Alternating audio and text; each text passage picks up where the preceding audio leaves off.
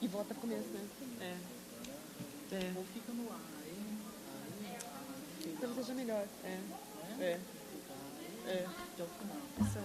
Por isso que vai Beleza. vou pedir pro papai pra me tirar uma foto nossa, depois de ter que Com certeza. Flor amorosa. Faz tempo que eu não toco.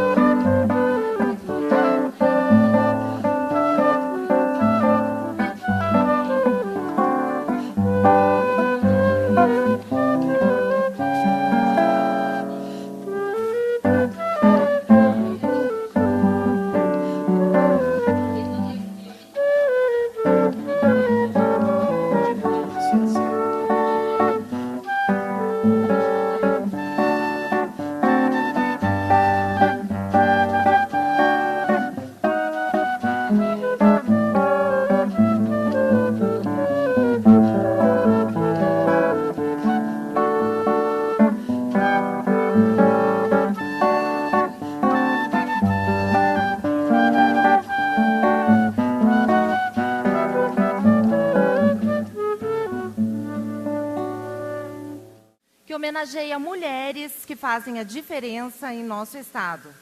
Essas mulheres desenvolvem ações de relevância social e representam as lideranças femininas do Paraná. Solicitamos neste momento a todos os presentes a gentileza de desligarem seus celulares. As Faculdades Integradas do Brasil, Unibrasil, agradecem ao Grupo Boticário, Associação das Amigas da Mama, Sorotimistas, SESI e Conselho Paranaense de Cidadania Empresarial, aos alunos de Relações Públicas do 5º período que auxiliam na organização e alunos de jornalismo dos projetos Midiabólicos e Rádio Web, que estão fazendo cobertura e transmissão ao vivo do evento pela rádio e redes sociais. Registramos e agradecemos neste momento as presenças da diretora da Unidade Jornais do Grupo Paranaense de Comunicação, GRPcom, e palestrante da noite, senhora Ana Amélia Cunha Pereira Filizola. Também aqui presente, a coordenadora do Conselho Paranaense de Cidadania Empresarial, senhora Sandra Bortot, e a diretora de Relações Institucionais da AFES, senhora Nilda Motti. Destacamos e agradecemos a presença das autoridades e convidadas presentes, coordenadores, professores e alunos, assessores, gestores e funcionários. Neste momento, convidamos para compor a mesa diretiva as seguintes personalidades. A assessora da Presidência das Faculdades Integradas do Brasil, professora Wanda Camargo.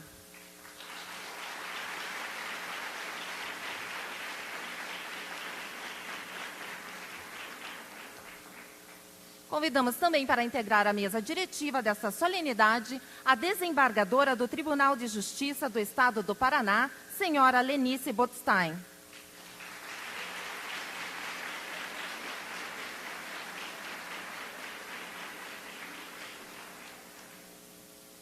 Convidamos também para a mesa diretiva a vice-prefeita de Curitiba e secretária municipal do Trabalho, senhora Miriam Gonçalves.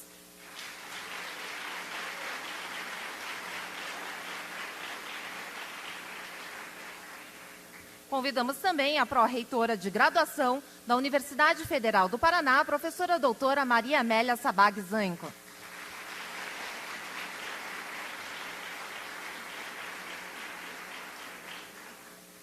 A secretária municipal da Pessoa com Deficiência, senhora Mirela Prosdóximo.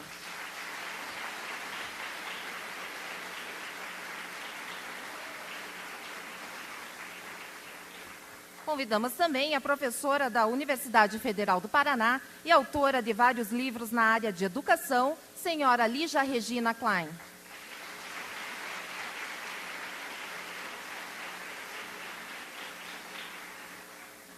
Convidamos também a gerente de comunicação corporativa do Grupo Volvo América Latina, senhora Solange Fusco.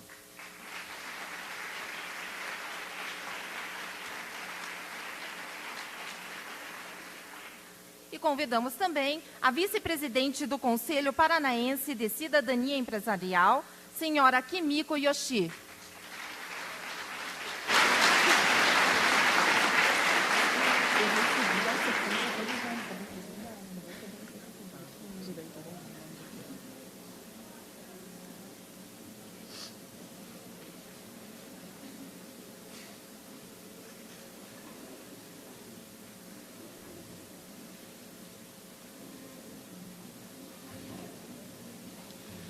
Senhoras e senhores, a Unibrasil, Faculdades Integradas do Brasil, comemora o Mês da Mulher, prestando uma homenagem a personalidades femininas que são referência pelo trabalho que desenvolvem no estado do Paraná.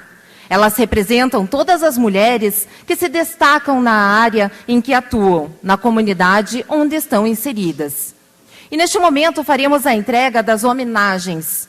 Convidamos para vir à frente receber a sua homenagem a desembargadora Lenice Botstein, para receber o troféu simbólico, homenageada da Escola de Direito das mãos da professora Marta Tonin, coordenadora do curso de Direito.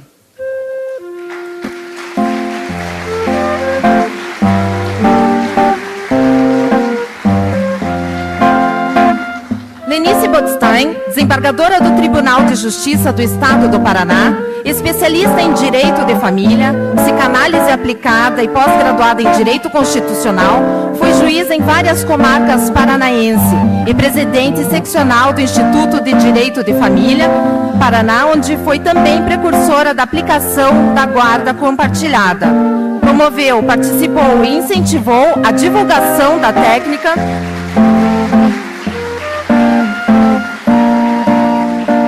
da divulgação da técnica de conciliação e mediação sob o enfoque da terapia sistêmica familiar. É entusiasta do atendimento transdisciplinar realizado pelos profissionais familiaristas. Participou e participa de eventos, pesquisas, entrevistas sobre novas tendências e práticas judiciais para promover a aplicação de técnicas destinadas a pacificar os conflitos da ordem familiar. E esta foi a homenagem entregue à senhora Lenice Botstein. Dando continuidade, nesse momento, convidamos à frente para receber a sua homenagem a vice-prefeita de Curitiba e secretária municipal do Trabalho, Miriam Gonçalves, que receberá o troféu simbólico Mulher Paranaense 2013 das mãos da professora Melina Heck, procuradora jurídica das Faculdades Integradas do Brasil.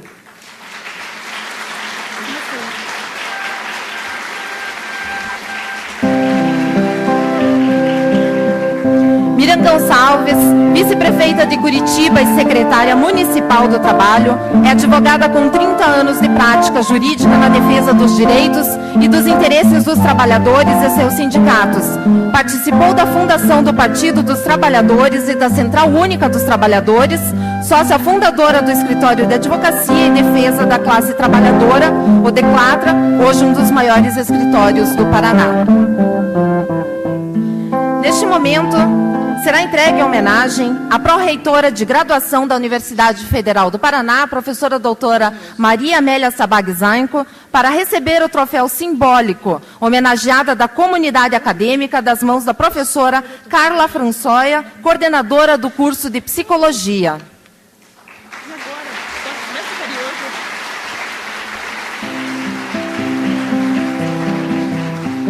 Maria Amélia Sabag Zainco é pró-reitora de graduação da Universidade Federal do Paraná, doutora em educação, tem sua vida profissional ligada aos processos de educação, formação como formas de emancipação humana. Como professora universitária, dedicou-se a desenvolver projetos que aproximem a universidade da vida da comunidade. Como pesquisadora e administradora universitária na UFPR, tem desenvolvido estudos e pesquisas sobre avaliação institucional, sobre a gestão e sobre a formação inicial e continuada de professores, socializando os resultados por meio de livros e artigos em revistas nacionais e internacionais. Na sequência, será entregue homenagem à secretária municipal da Pessoa com Deficiência de Curitiba, Mirela Prosdóximo, que receberá das mãos o troféu simbólico homenageada da Escola de Saúde, das mãos da coordenadora do curso de Fisioterapia, professora Wanda Galvão.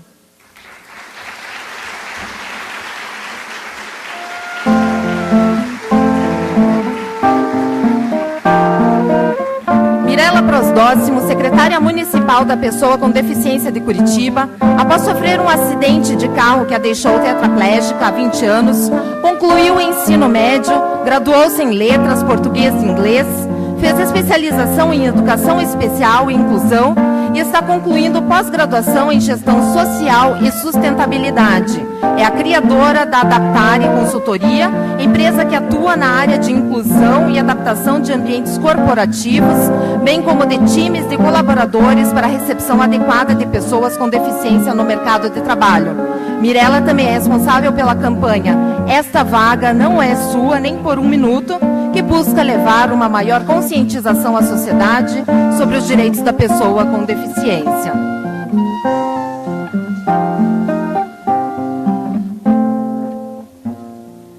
Convidamos agora para vir à frente e receber a sua homenagem a professora Lígia Regina Klein, para receber o troféu simbólico homenageada da Escola de Educação e Humanidades das mãos da coordenadora do curso de Pedagogia, professora Paula Helena Silva de Carvalho.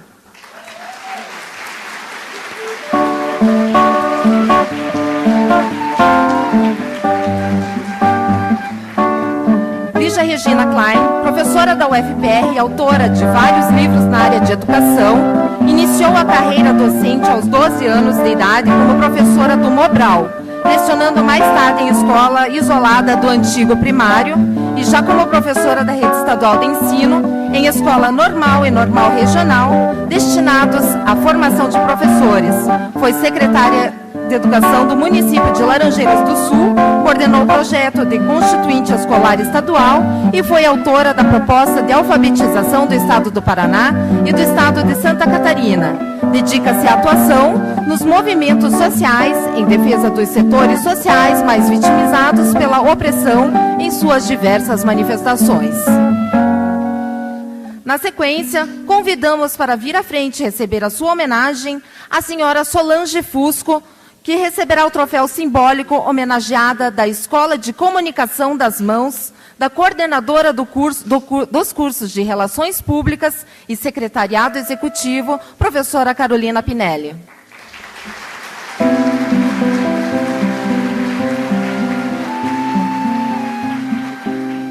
Solange Fusco, gerente de comunicação corporativa do Grupo Volvo América Latina, é formada em Relações Públicas e Jornalismo pela Universidade Federal do Paraná. Tem ampla experiência na área de comunicação corporativa no Brasil e no exterior. Trabalhou por 1 ano na área de comunicação da sede do Grupo Volvo na Suécia e participou de alguns projetos internacionais do Grupo Volvo, como de desenvolvimento de novos profissionais de comunicação para atuar nos países em que a Volvo tem empresas, e o de ampliação da visibilidade da marca na área de segurança em países como Argentina, Chile e Peru, por meio do programa Volvo de Segurança no Trânsito. Na área de comunicação recebeu, por 2 vezes, o prêmio de Personalidade do Ano em Comunicação, promovido pela ABERGE, Associação Brasileira de Comunicação Empresarial. Dando continuidade, convidamos agora para receber a sua homenagem a senhora Kimiko Yoshi, que receberá o troféu simbólico homenageado da Escola de Negócios, das mãos da coordenadora do curso de Sistemas de Informação, professora Andréia de Jesus.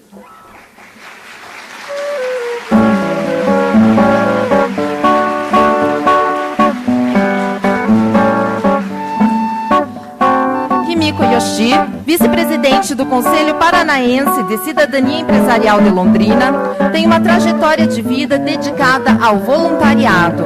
É ex-presidente da APAI, membro do movimento Londrina Competitiva de Combate à Corrupção e, há 11 anos, presidente e mantenedora da Guarda Mirim de Londrina, instituição que profissionaliza e encaminha para o mercado de trabalho cerca de 500 jovens em situação de vulnerabilidade social. Desde 2006, dirige o Instituto Atsushi e Kimiko Yoshi, associação cuja atuação se dá nas áreas de responsabilidade social, ambiental, cultural e educação, além da parceria existente com o movimento Nós Podemos Paraná, promovendo os objetivos de desenvolvimento do milênio e sendo signatária do Pacto Global. Convidamos novamente a professora Andréia de Jesus, que venha à frente. Aqui no Brasil, existem mulheres que fazem a diferença, seja com sua atuação profissional, seja com seu trabalho voluntário. Nesta noite, desejamos agradecer e homenagear essas mulheres. Destaque Unibrasil.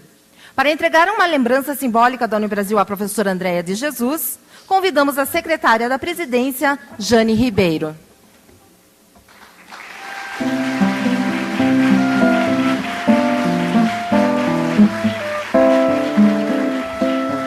Andréia de Jesus, voluntária do projeto Informática Cidadã e APACN, providencia atividades de lazer e promove campanhas periódicas em função das crianças com neoplasia.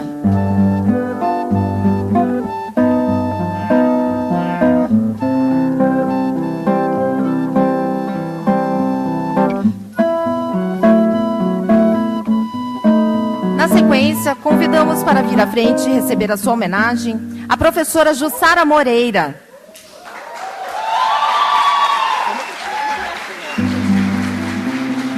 A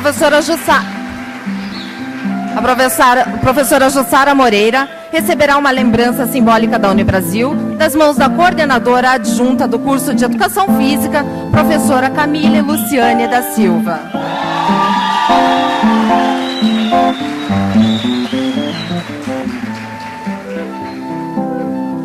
Jussara Moreira é referência no trabalho com animais. Recolheu das ruas e mantém mais de 120 animais, se abandonados, providenciando para eles alimentação, remédios e abrigo.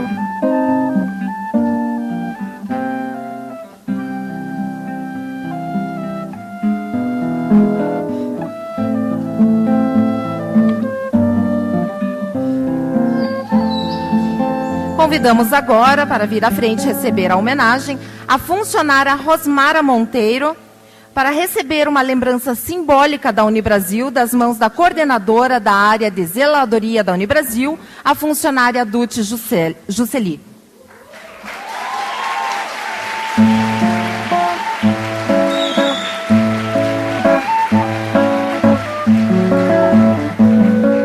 Rosmara Aparecida Silva Monteiro é inspetora da Unibrasil e voluntária de uma ONG de idosos. Nos fins de semana, cozinha e atende idosos que, de outra forma, não teriam conforto e assistência.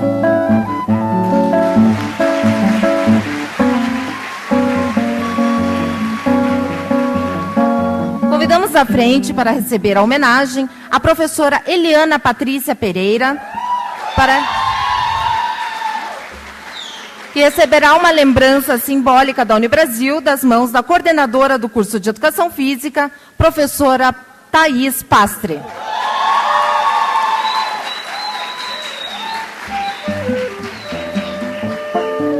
Eliana Patrícia Pereira é técnica de natação da equipe de Curitiba nos Jogos Paradesportivos do Paraná.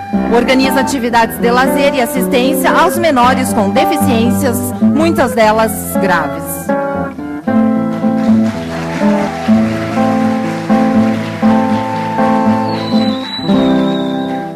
Convidamos também à frente a senhora Dirce Merlin Cleve, representando todas as mulheres que a Unibrasil já homenageou, para receber uma lembrança das mãos da professora Kátia Hopfer, diretora do grupo UB Unibrasil.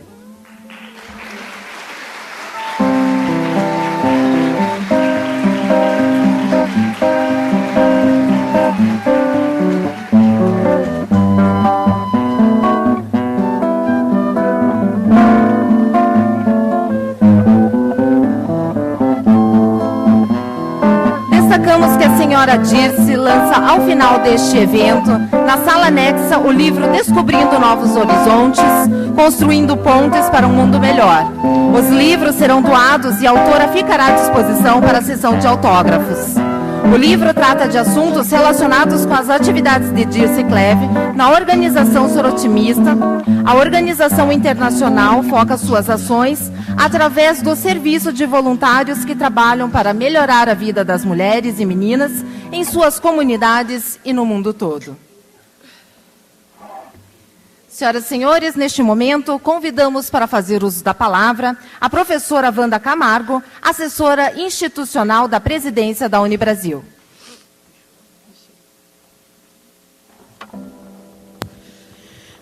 Boa noite a todos. Percorremos um caminho longo e difícil na luta pela igualdade de direitos entre homens e mulheres.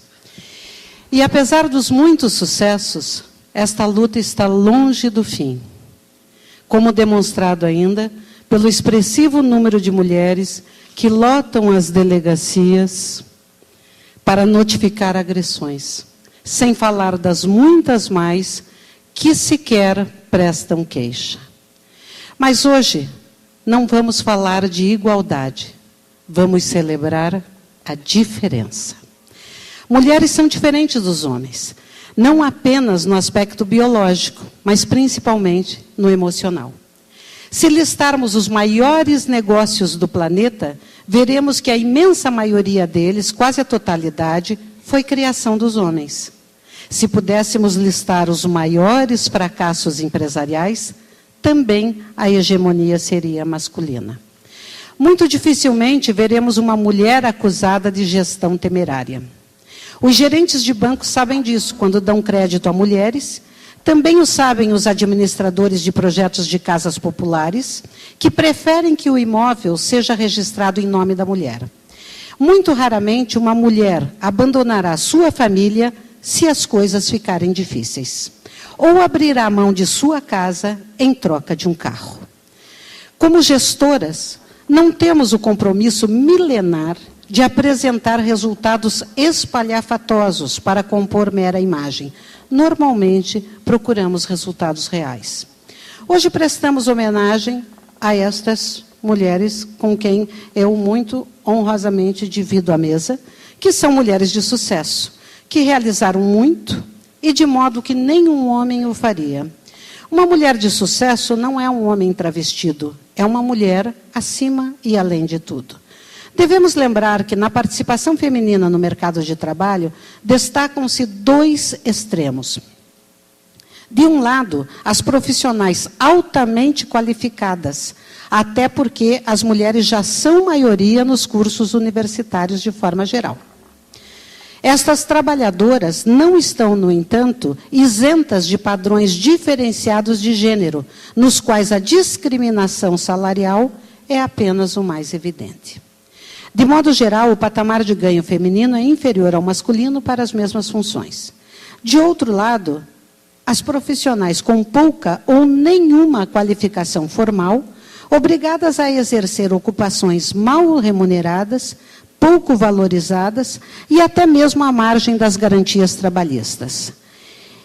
E é do trabalho dessas mulheres que possibilita, em muitos casos, que as executivas, professoras, engenheiras, médicas e outras profissionais possam se dedicar à própria carreira, sem abdicar de criar uma família, suprindo uma lacuna absurda deixada entre a legislação e a prática de muitas empresas.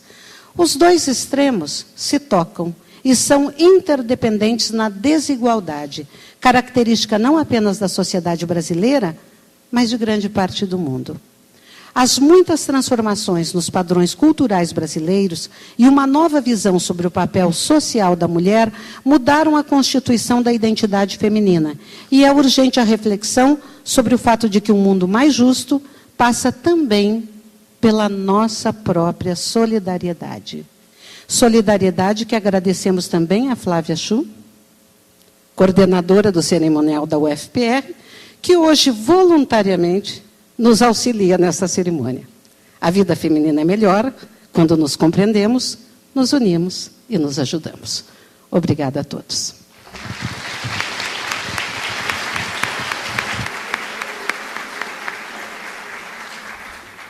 Senhoras e senhores, neste momento desface a mesa e solicitamos que as homenageadas ocupem gentilmente os seus lugares na plateia. Na sequência, teremos a palestra sobre Espaço da Mulher na Cobertura Jornalística, que será proferida por Ana Amélia Filizola, diretora da Unidade Jornais do Grupo Paranaense de Comunicação.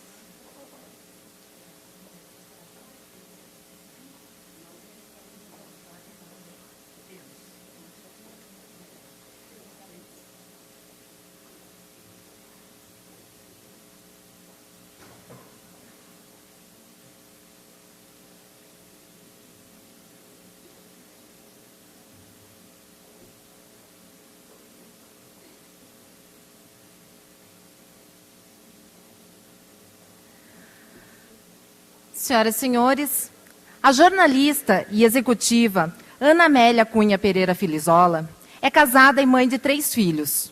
Começou sua carreira profissional como repórter do Caderno de Turismo da Gazeta do Povo. Criou Cultura G, página destinada para assuntos culturais, em 1992. 2 anos depois, a página se tornou o atual Caderno G, onde exerceu o cargo de editora durante 3 anos. Em 1997, deixou a redação da Gazeta do Povo para trabalhar na administração do negócio e hoje atua como diretora da Unidade Jornais do Grupo Paranaense de Comunicação, GRPcom. Com vocês, Ana Amélia Cunha Pereira Filizola.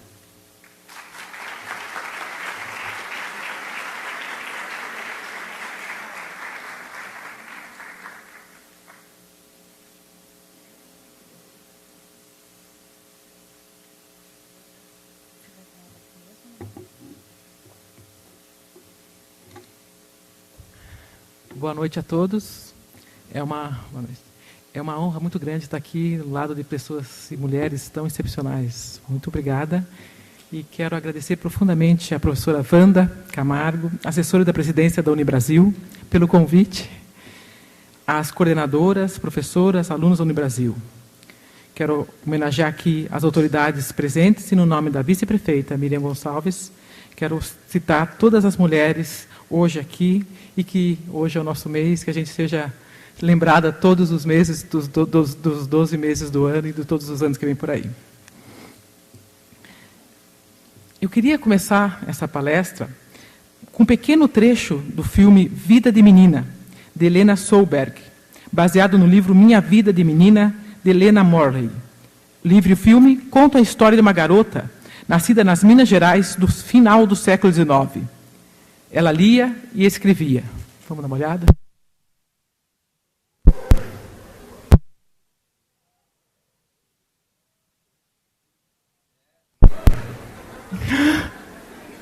Continua aqui.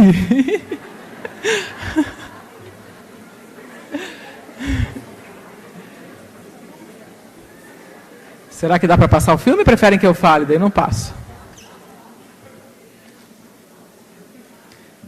Sempre não vai dar? Então, pessoal, fico devendo o filme, tá bom?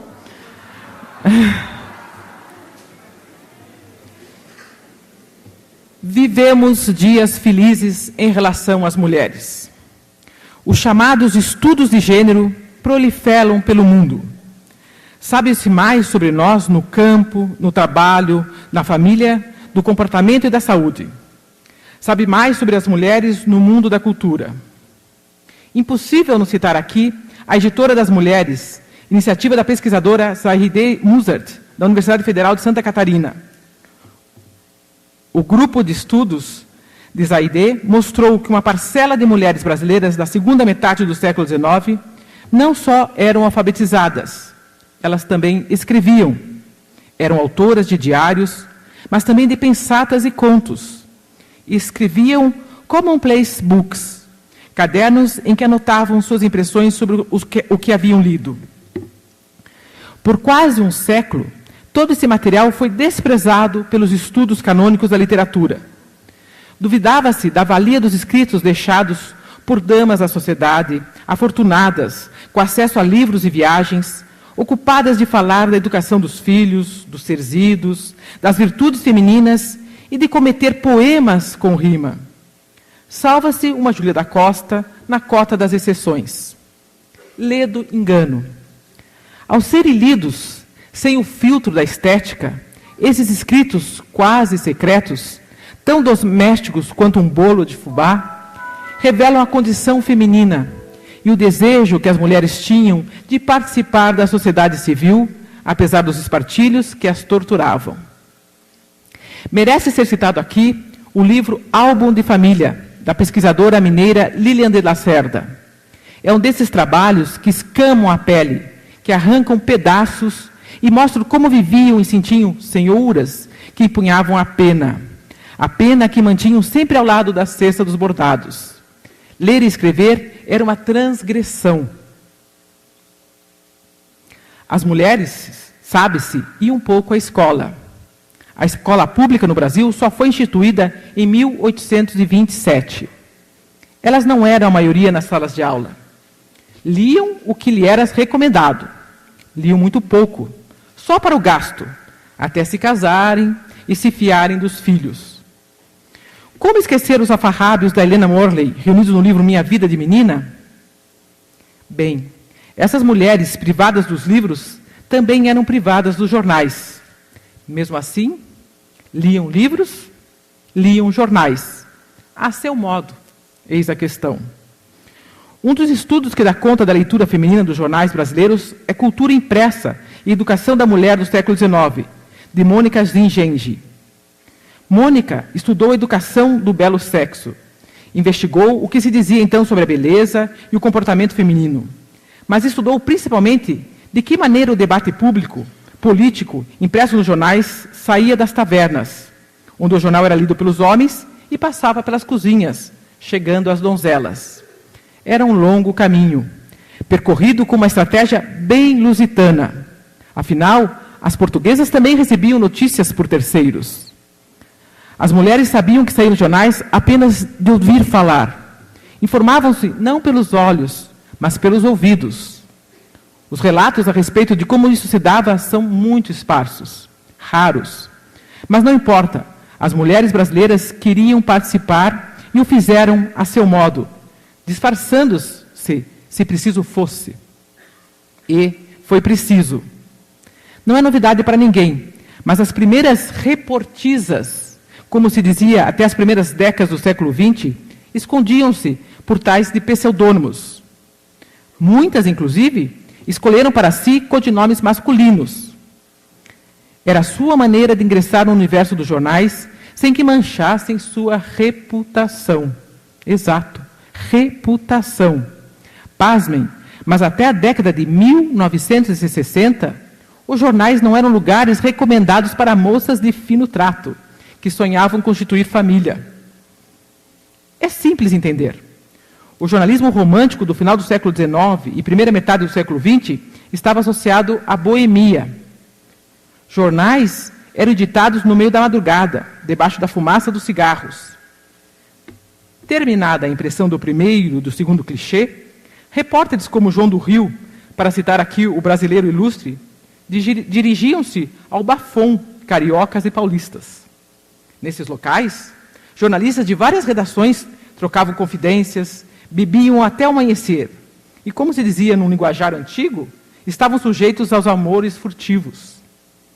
Uma mulher que ousasse pisar numa redação seria vista como uma companhia de uma categoria de homens que não perdoariam um rabo de saia. Se iriam confundindo com as outras. Daí o pseudônimo. Daí a regra de ouro que perseguiu gerações de mulheres. Nunca pise numa redação de jornal. Era isso ou aquilo. Rosi de Sá Cardoso, a primeira jornalista com carteira profissional no estado do Paraná, foi registrada em 1948. Mas por uns bons anos escrevia em casa. Era também cantora de rádio. O jornalista e amigo da família, João de Deus Freitas Neto, teria lhe dito: Rosi, cantora de rádio, jornalista, pior do que isso, só prostituta. A história de Rosi é a história de tantas mulheres que, uma a uma, foram deixando de ouvir notícias em roda do fogão de lenha e passaram a escrevê-las e publicá-las. Só lhes faltava ter uma mesa nos jornais. Era uma questão de tempo. Um alerta. Um dos perigos que nos rondam essa discussão é reduzi-la ao reconhecimento tardio às mulheres do passado. Mas não acaba por aí. As mulheres não só passaram a fazer parte da rotina da imprensa, a duras penas. Elas mudaram a maneira de fazer jornais.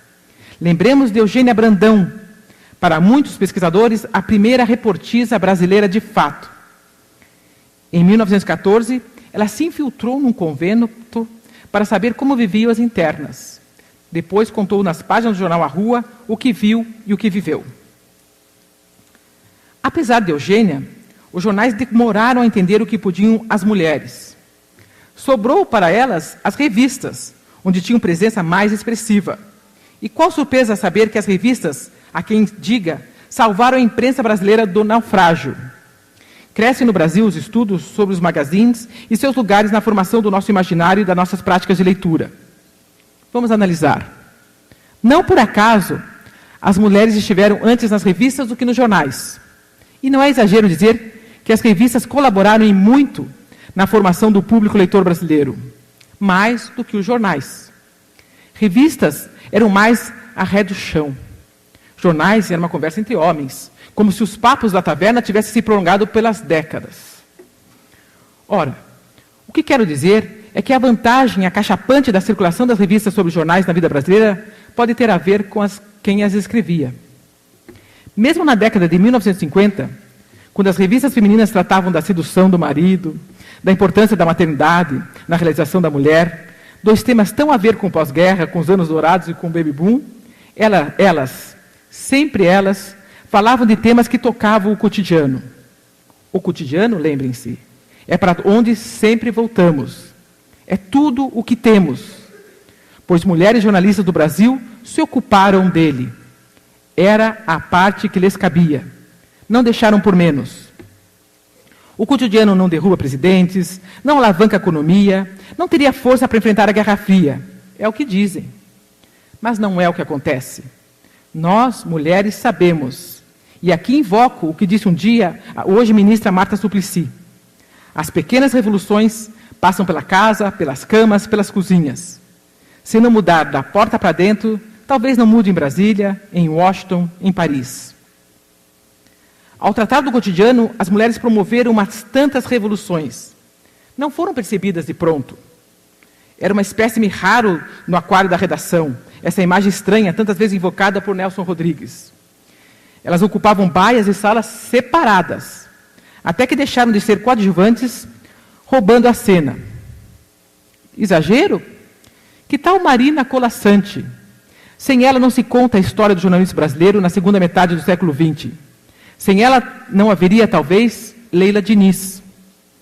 Sem ela não haveria a virada da mesa do Jornal do Brasil na década de 1960. Sem ela, talvez eu não estivesse aqui hoje, mulher, mãe, falando a vocês como jornalista. Há tantas mulheres saídas das sombras do jornalismo, reinventando. Vamos falar de Katharine Graham, a cidadã Kate. Ela só pôde assumir o The Washington Post quando madura. Seu pai não a queria naquele ambiente de homens. Mas Kate chegou lá. E graças a ela, a cobertura do Watergate foi adiante. Em 1972, dividindo a imprensa em antes e depois. Disseram a Kate que o jornal ia quebrar se ela publicasse o que sabia. Ela teria respondido que caso quebrasse, o jornal teria cumprido sua missão. As máquinas não pararam. O Post não quebrou. Kate não é um nome no rodapé da história. Está no alto da página. Permitam-me invocar as americanas Amélia Bloomer e Elizabeth Staton, pioneiras. As brasileiras Joana Paula Manso de Noronha, Francisca Senhorinha da Mota Diniz, Josefina Alvarez de Azevedo, pioneiras. Mas, sobretudo, me permitam voltar ao ponto que ainda intriga. Apesar de tudo, as mulheres permaneceram diminutas nas redações de jornais até a década de 1960. Isso é ontem. Mesmo depois da luta sufragista, que garantiu às mulheres o direito de votar em 1932, mesmo depois das lutas feministas, da contracultura, da revolução sexual, mesmo depois da maior inspiração feminina na imprensa de todos os tempos, a jornalista italiana Oriana Fallaci, boa parcela dos jornais brasileiros permaneceram pouco abertos às mulheres. Negou-se a elas a possibilidade de checar informações na porta de delegacias, entrevistar políticos, ir às fazendas de café conferir os efeitos da geada. Mulheres não cobriam assuntos de homens. Nem sequer tinham um banheiro. Sim, 40 anos atrás, as redações só tinham banheiros masculinos. Chega a ser engraçado. Sem poder de influência nas redações, e em número pequeno, as mulheres tinham dificuldade de impedir que as outras mulheres fossem chamadas de decaídas, amásias e vadias. Uma linguagem que pode ser encontrada nas páginas policiais até, pasmem, por volta de 1969. A essa altura, elas já fotografavam em revistas como A Realidade, mas continuavam sendo citadas na matéria jornal pela beleza e não pelo que elas tinham a dizer. Demorou. Não podemos corrigir a história, mas é grande a tentação de dizer que se em tempos idos as mulheres tivessem mais voz nas redações, teríamos avançado mais em assuntos desprezados pelos homens. O cotidiano teria chegado antes aos jornais. Os políticos ouviriam perguntas jamais feitas. Os mortos não seriam um número, mas pequenas histórias dignas de serem contadas. Harold Bloom estava certo ao falar de uma escrita feminina? Fica a questão. Há muito a se falar sobre as mulheres que conseguiram abrir mão do pseudônimo e exigiram cumprir expediente lado a lado com os homens, dividindo a mesma máquina de escrever Hamilton. Elas corrigiram legendas em que alguma pobre descasada era chamada de decaídas. Elas cantaram suas pautas inesperadas, teimaram e entrevistaram governadores, desviaram dos assédios. É divertido o depoimento da veterana da imprensa paranaense Terezinha Cardoso. Quando começou nos jornais nos anos de 1960, foram tantas as investidas dos colegas que ela nunca mais usou saia. Vingou-se, cobrindo para o Brasil o rumoroso caso Leon Eliachar. Terezinha lia Oriana Fallaci. Pois é, o anedotário, as lendas, os fatos. E um dos fatos é que as faculdades de jornalismo deram respaldo às mulheres jornalistas nas redações. Ajudaram-nas a se impor pelo conhecimento, a dizerem não aos horóscopos. Foi vitória no cansaço. A imprensa paranaense tem uns tantos exemplos de mulheres que fizeram sua parte para mudar o repertório dos jornais. Cito Roside Sá Cardoso, a primeira, Teresa Urban, Vânia Maria Velt, Jurilde Plácido Silva, Lúcia Camargo, Bete Fortes, Noemi Osna, tantas outras. Cito a jornalista Nereide Michel. Nereide chegou uma moça da faculdade à redação da Gazeta do Povo na década de 1980. Fez lá uma revista em forma de jornal. Batizou-a de Viver Bem. Deu-lhe o conceito de produção e de texto bem acabado, com gingas. Publicou receitas de bolo, é verdade, mas também tratou de temas marginais na pauta da imprensa, como relacionamentos, mulher no mercado de trabalho, educação dos filhos, criatividade, saúde. Todos esses temas se impuseram. Podemos dizer que a Gazeta descobriu o cotidiano pelas mãos de uma mulher. Os homens que atuam nas redações hoje nos reconhecem, mas mal lembram, distraídos, que recebemos as primeiras notícias ao lado dos fogões, que tivemos que usar nome falso, que trabalhávamos em casa, que demoramos a sentar ao lado deles na faculdade, que brigamos por uma boa pauta, até nos tornarmos 52% dos profissionais de imprensa no Brasil. Na Gazeta do Povo, somos 42%, sendo 36% na redação.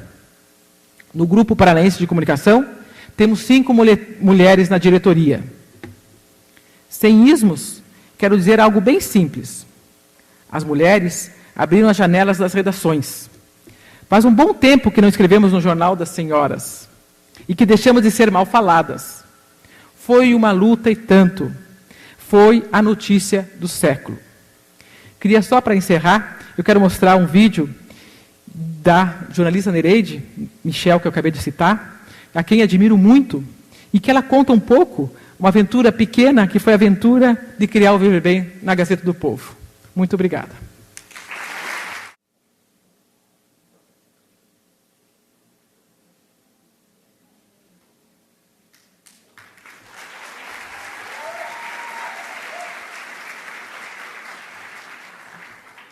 As Faculdades Integradas do Brasil, Unibrasil, agradecem novamente o apoio e participação do Grupo Boticário, Associação dos Amigos da Mama, Sorotimistas, SESI, Conselho Paranaense de Cidadania Empresarial, aos alunos de Relações Públicas e alunos de Jornalismo dos projetos Mediabólicos e Rádio Web.